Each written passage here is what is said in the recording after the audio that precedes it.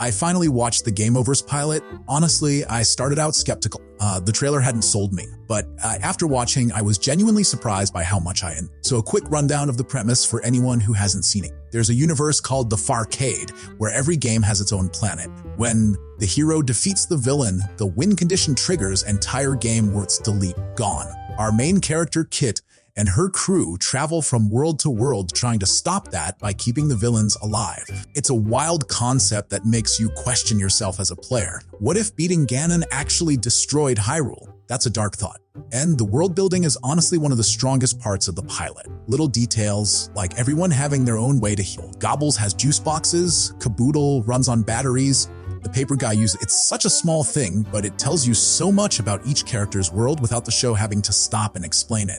That's just good writing. Now let's turn to characters. This is where it gets interesting. Kit is instantly likable, almost frustratingly so. She's genuinely kind, thoughtful, and always strives to do the right thing, even as everything collapses. Some might call her too nice. Caboodle even acknowledges this early on, but I find that compelling. Her entire arc in this pilot revolves around guilt. She blames herself for her world's destruction, and watching her process that and finally tell the hero of the new game, we were both just doing what we thought was right. It was a genuinely resonant. Caboodle is cool. Gobbles is fun, even if his introduction was kind of like he just kind of appears. His actual intro in the trailer, which is a bit odd. And Flappers is, look, he's not the sharpest tool in the shed, but he doesn't really know any better. Hopefully, he grows throughout the series. The villains, though, are genuinely one of the highlights. Syntax feels threatening, and the dynamic between Fold and Misinformation has this total Team Rocket energy where they're menacing but also kind of charming.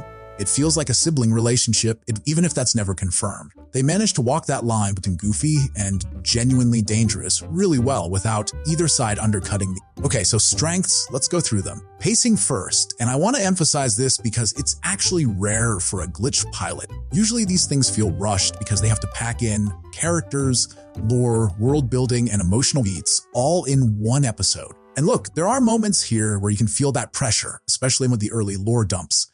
But compared to the Murder Drones pilot or Digital Circus, this is probably the most naturally paced glitch pilot I've seen. The info dumps feel like they belong rather than feel the show is stopping to explain itself. Art style, phenomenal. They're doing this thing where the characters look like low-poly 3D models drawn in 2D, and it works so well. Little details like Kit's tail clipping through the chair just completely sell the aesthetic. The line art is thick, the coloring is great, the animation is genuinely stellar.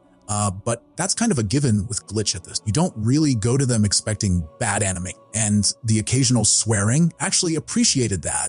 Most glitch shows avoid it, which sometimes makes them feel a bit sanitized. A well-placed swear word here and there just makes the world feel more real.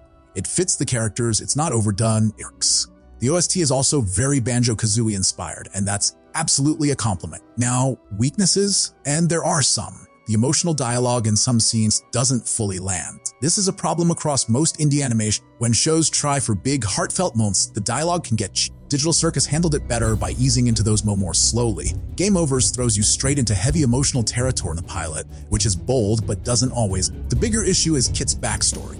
We're supposed to feel the weight of what her whole world, her friends, everything. But her friends from her original game appear for maybe a minute of flashback. Meanwhile, we spend more time with the Dolphin's friends than with Kit's. That's a problem because if I don't know what she lost, it's hard to feel the full weight of her grief. This is clearly something the show will build on. Her PTSD is front and center, and if future episodes give us more flashbacks and flesh out that history, it could become powerful. So the big question everyone keeps asking, is this the next Digital Circus? Is this the new glitch flagship?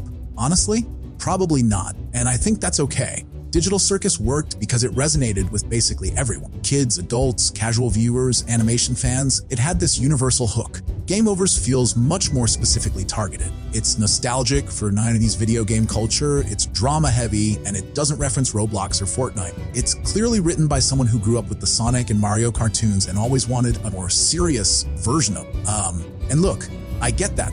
I felt that too. But it does mean the ceiling on the audience might be a bit lower. What I will say is that glitch seems to be intentionally moving away from chasing that mass appeal flagship model. The last few pilots, Gameoverse, Gaslight District, Knights of Guinevere, they're all risky, they're all personal, they're all creatively interesting. None of them is trying to be the next Digital Circus. And honestly, I respect that more than I would respect them just trying to replicate the formula. Overall, this pilot goes in the good books. Strong concept, great art, solid pacing, and interesting character with room to grow. The emotional moments need work, and I want more of Kit's backstory, but as a first impression of a world, it did its job. I'm hooked and want to see where this goes.